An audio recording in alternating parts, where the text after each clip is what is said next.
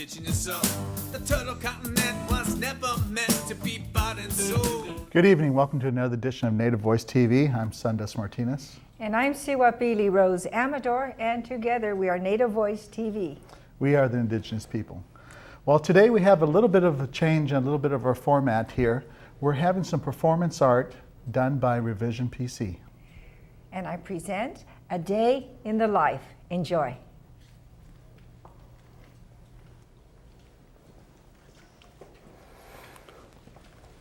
Took me a while to get the tea. Yeah, did you get it from Nick again? What's the problem? Nick. Nick, was he like, it's too hot, be careful, too hot, too hot. Yeah. You know, sometimes with Nick, it's okay with Nick, but sometimes it's not okay. Yeah.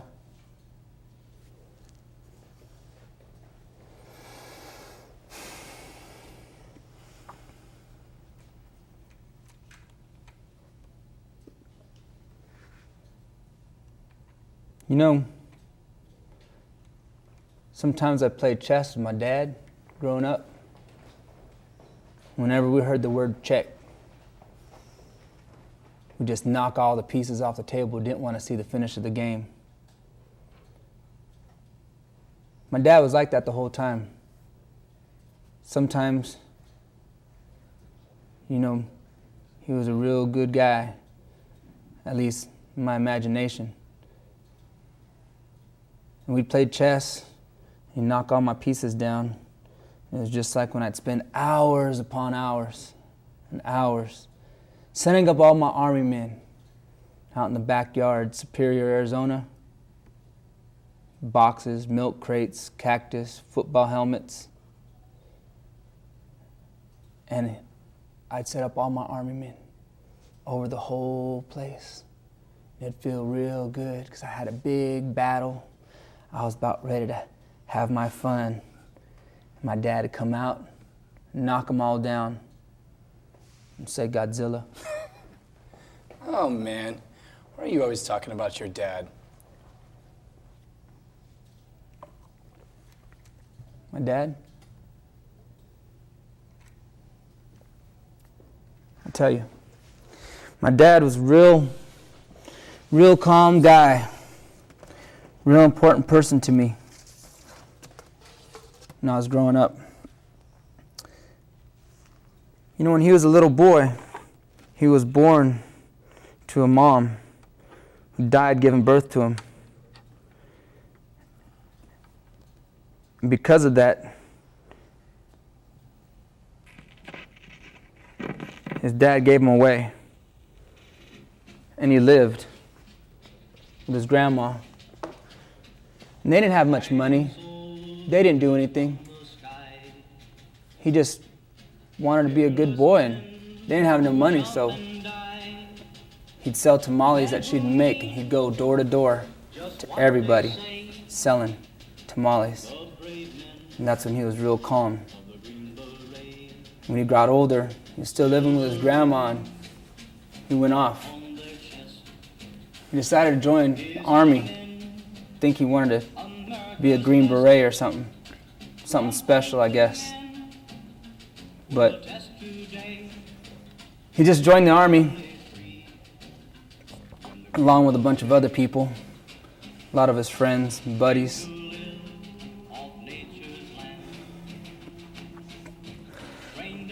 When he came back, he found that the grandmother that he lived with, she had been put into a home, and all of his belongings were taken. Everything from his childhood, his whole life, pictures, toys, everything was taken from him. I think that's when he broke. He wasn't so calm after that. He beat me. He beat me every day. He beat me silly. I mean, I laugh about it now because that was the only time he was really a man or a hero, I guess. He was just drinking all the time. I guess that's where it ended. And that's where I no longer had a dad growing up.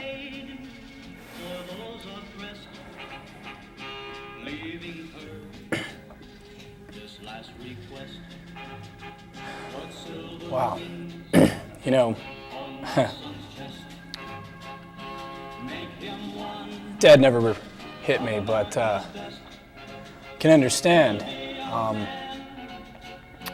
I grew up with my dad, and my dad was trying to pass on his genealogy. He was trying to pass on his name. And he rode me pretty hard. He rode me really hard. My dad terrorized my thoughts since I was even able to remember. He would get in my head. Nothing was ever good enough. I could never get anything. You know what though, man? You wanna hear something cool? You know what I used to do when I was a kid? Let me show you something. You mind if I change this over? Play a little. I used to go into my room as a kid, and I would put on my records or my tapes, mostly tapes, and I would just turn off all the lights in the house, in my room, block out all the lights from the outside, and I'd put a couple flashlights in the corner like some kind of stage. And I used to just pretend I was out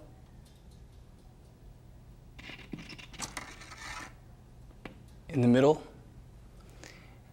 getting ready to play, and the crowd was going wild, and everybody was just standing on their feet, cheering, yelling, screaming your name. Man, I tell you, it was crazy. I just ran around like a maniac.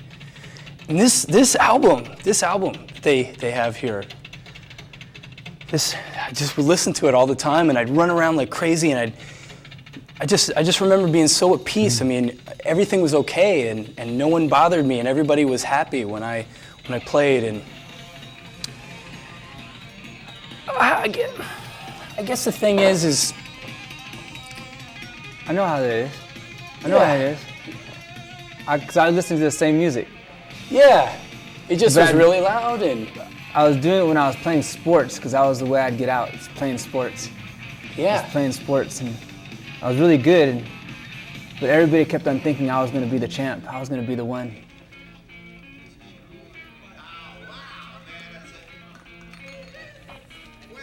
Well, I'll tell you what, though. I mean, it was great when you're a kid. The problem for me was, I grew up, I got older. My imagination, I lost it. I couldn't convince myself that this was a happy place to go to anymore, and I thought it was silly. I thought it was childish.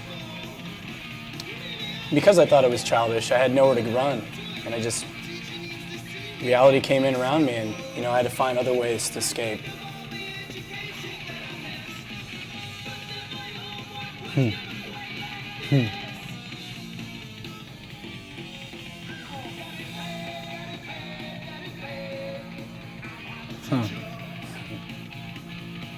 Well, escaping.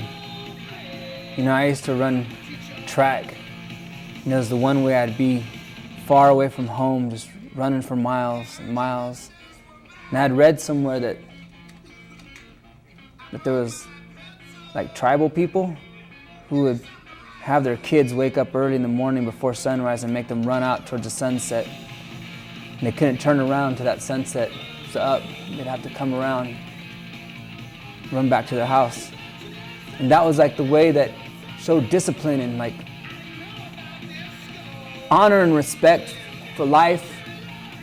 The way you could grow stronger and take the burden of life and hold it on your shoulders and become like an adult, a man, a woman. But just those pressures, just my dad beating me all the time, and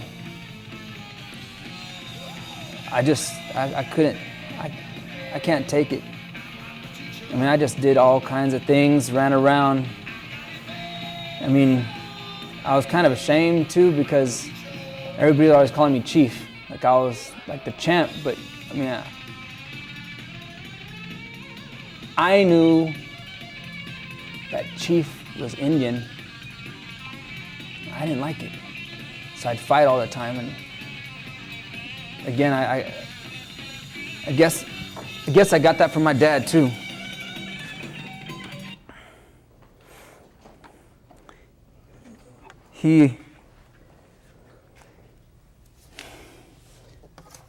Well,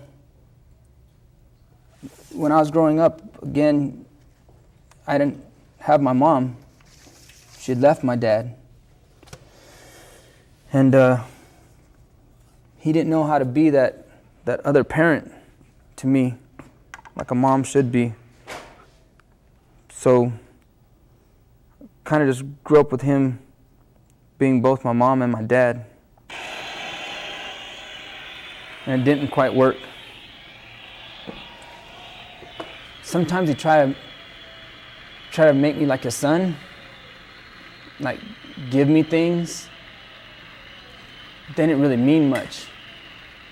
I mean, there were things that sometimes he stole, or sometimes he like got from someone else or somewhere else, and it just wasn't the same.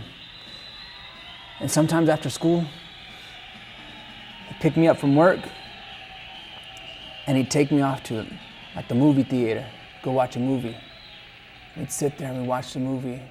It felt real good because it felt like he was my dad, like we had love or something that I just never saw, every day.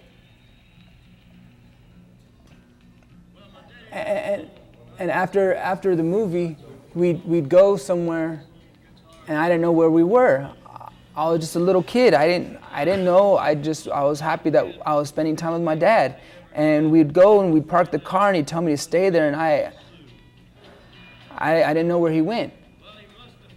And I mean, I was old enough to know that he drank a lot, but I didn't know that that's what he was doing.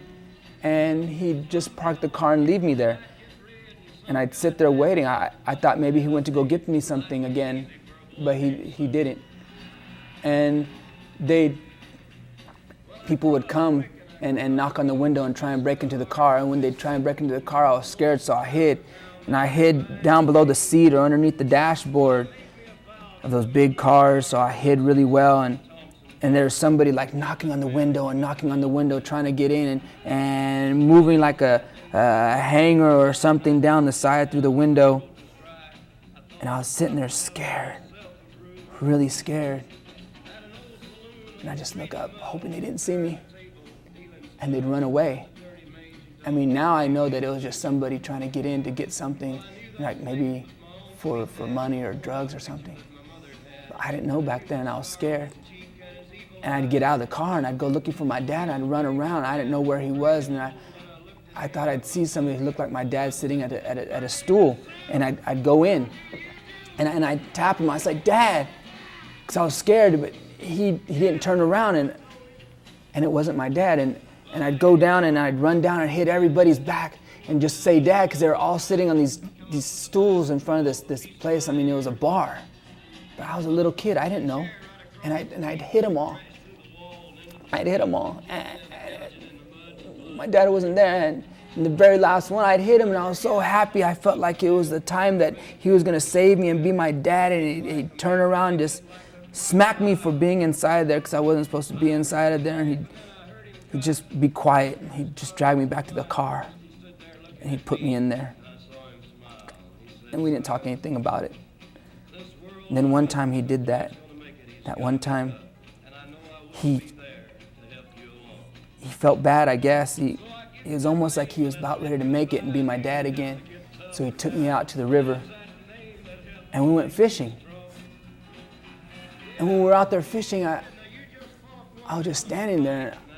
I know I was fishing, but I wasn't thinking about fishing. I was just fishing and not trying. And I was standing there with my dad, and he took his pole, and he was standing there, and all of a sudden he walked out into the river.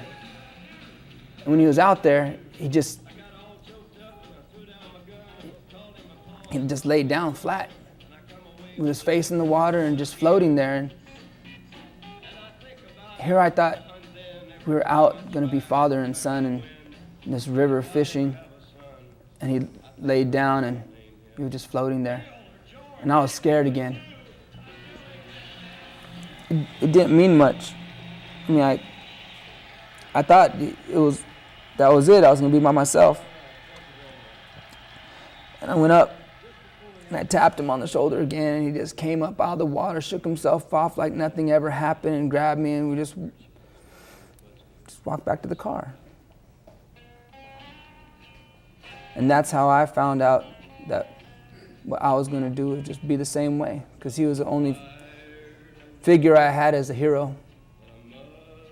I thought he went to Vietnam and came back and survived, so I guess that's where it came down to me doing what I did and just drinking all the time and ruining other people's lives and fighting. Well, it sounds like your daddy and my daddy need to go fishing together. Yeah, maybe. Listen, let me tell you something. We came from a lot of different worlds away. Particular as our total environment was a lot different, but still there. Pain is still there. The people that made a lot of wrong decisions were there. People that tried to form us into excuses for themselves are there. And you know what? Here we are. But I don't want to be like my daddy. I really don't. I want to make the right choice for change. I don't want to go down that same path.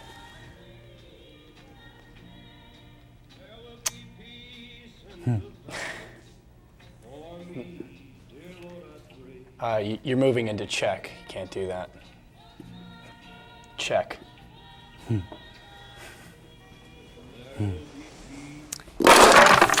Oh, evening, Godzilla. boys.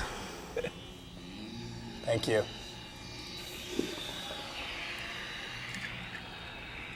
Mr. D.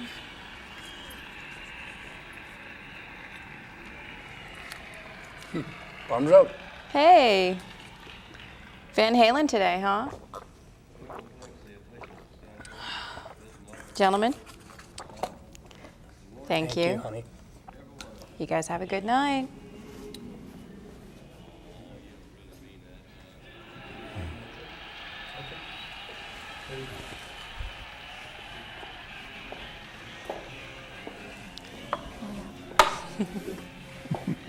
Hey, good job.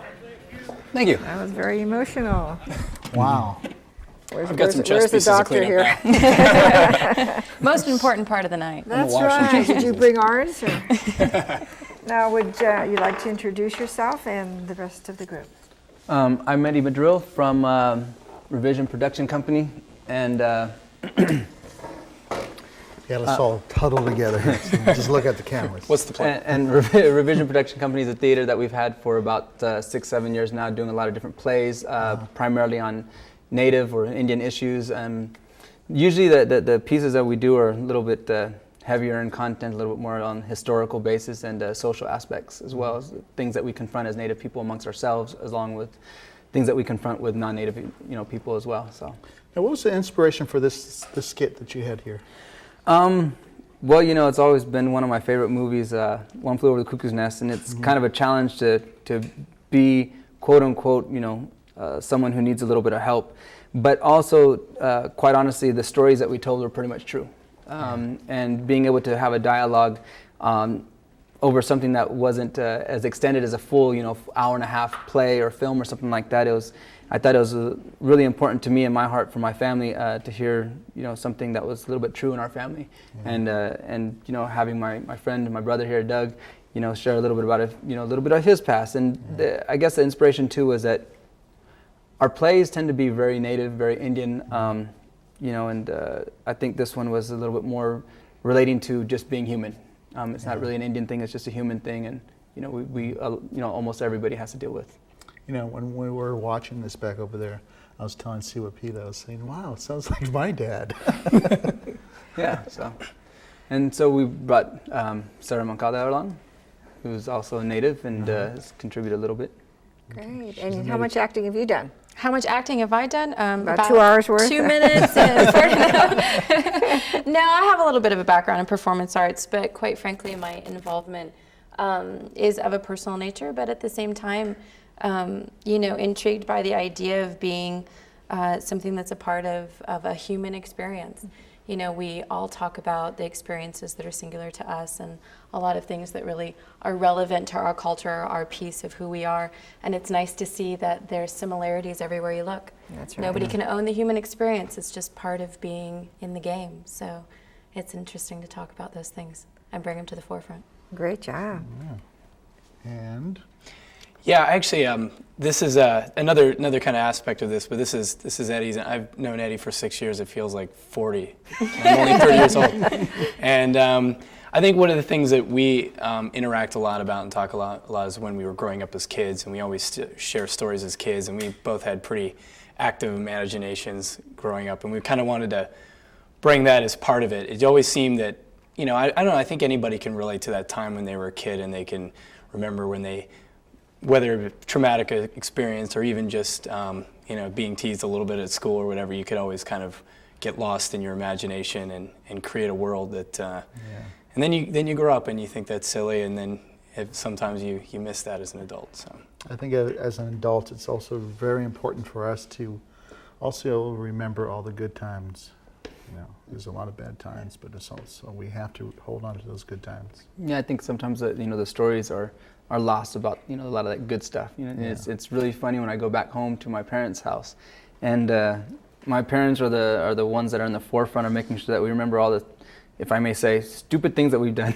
that were the most hilarious things ever. And one of the first things that Doug experienced with my family was something that was just hilarious. And that's just my parents have always taught a great deal of respect. I mean, it's almost frightening when I go out into social arenas and I find myself being really reserved. I feel like I'm that 60-year-old guy going, I can't do that, I can't do that, I can't do that. But then I go home and I'm like, I can't do that, but I'm laughing. It's all about the laughter. And going back to the theater aspect of this, with revision, teaching Native American stuff to natives and to non-natives is one thing, but then being able to share that experience in a theater part is a little bit different.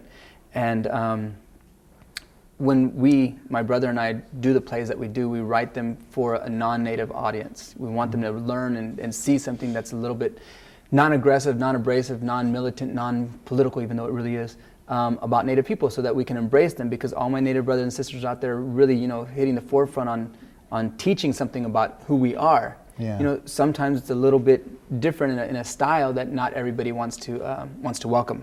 But there's still a message there. Right. There's a subtle message. So in what we do in the plays, I go, well, maybe there's some people that want to laugh and learn something about Native people. Yeah. And in the last play that we did, that we're working on doing a full-fledged film about, a lot of the dialogue in there is about, non-Indian people coming up and asking the silly questions that they do.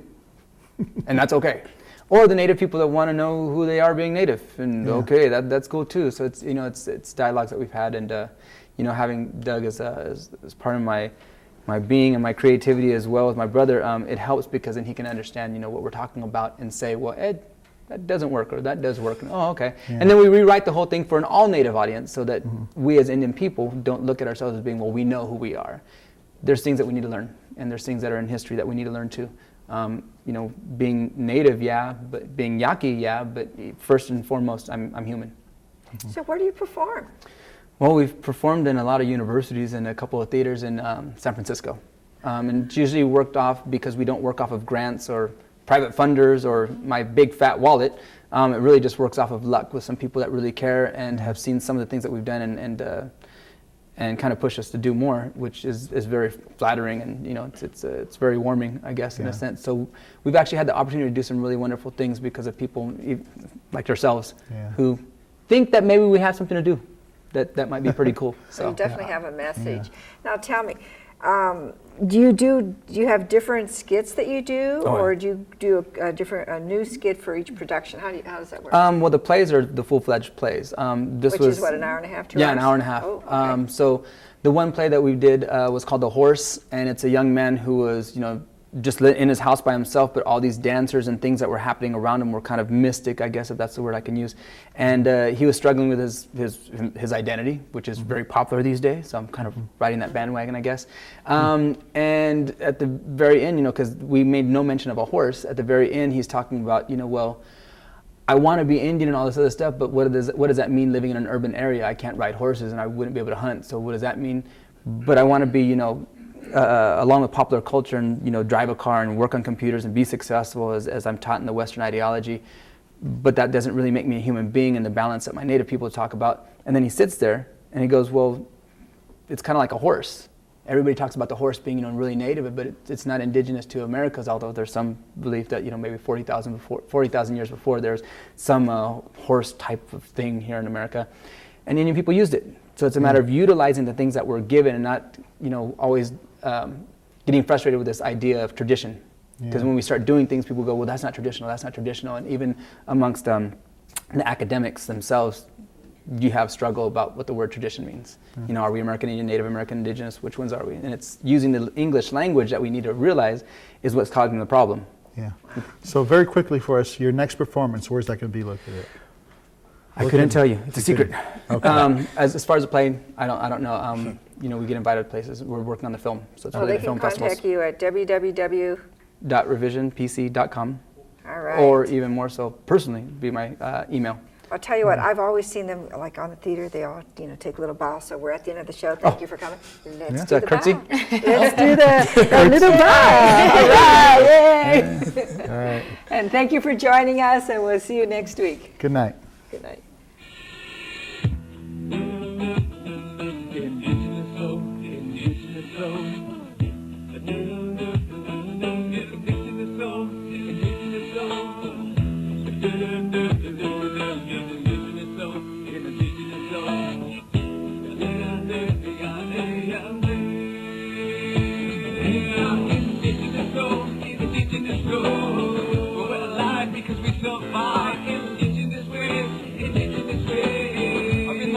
Of our children's eyes. Indigenous soul, indigenous soul. We're alive because we survive. Indigenous ways, indigenous ways are in the hearts of our children's eyes. Indigenous soul, indigenous soul. Ba-da-da-ba-da-da-da-da.